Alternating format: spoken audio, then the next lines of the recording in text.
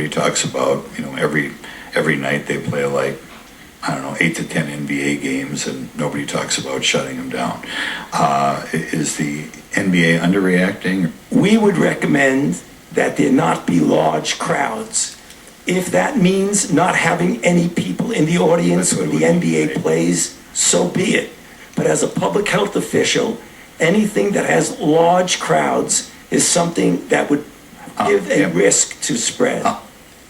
We would recommend that there not be large crowds. Anything that has large crowds is something that would give a risk to spread.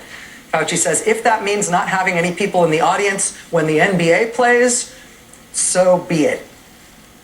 We sort of knew we were heading here, but now there it is. Senior NIH official saying there shouldn't be large crowds in the United States anymore.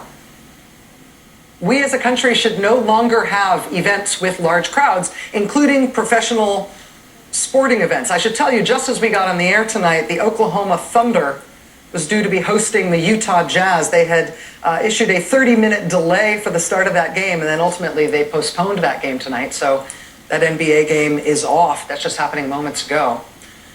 Soon after Dr. Fauci's comments today about basketball and large crowds in Congress, the NCAA announced that this year's March Madness NCAA basketball tournaments, both the men's games and the women's games, will be played without audiences there to watch those games. And it's not just this Oklahoma Thunder Utah Jazz game getting postponed tonight. It looks like other NBA franchises are now tipping over into caution on these matters. Today, the mayor of San Francisco instituted a ban on gatherings of more than 1,000 people, making clear that that explicitly includes Golden State Warriors games. Golden State Warriors will tomorrow play against the Brooklyn Nets, and that game is scheduled to go on, but there will be nobody in the audience. Just south of San Francisco, Santa Clara County, they're banning all gatherings of 1,000 people as of midnight last night. That will include San Jose Sharks hockey games, among many other things.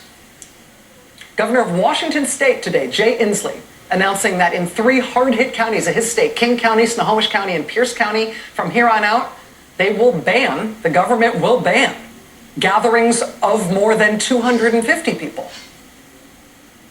All Seattle schools are also being shut down for 2 weeks. New York today, the governor announced that City University of New York, CUNY, and State University of New York campuses, SUNY campuses, will all be shut down. And whether or not these types of actions by state and local officials feel draconian to you, American officials are still playing at the very low end of the kinds of interventions in daily life that may be tried at some point, that may be necessary to try to steer this pandemic away from its worst case trajectories.